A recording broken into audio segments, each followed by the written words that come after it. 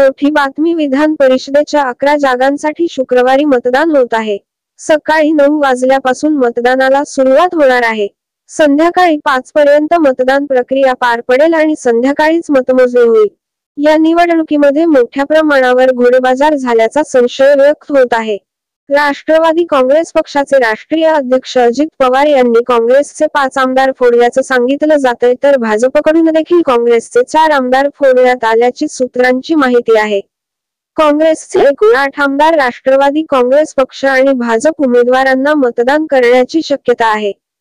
विधान परिषदेच्या निवडणुकीत पैशांचा मोठा घोडेबाजार झाल्याची विश्वसनीय सूत्रांची माहिती असून राष्ट्रवादी काँग्रेस पक्षाकडे स्वतःचे 40 आमदार, 2 अपक्ष आमदार आणि काँग्रेसचे 4 आमदार असे एकूण 47 मतं असू शकतील।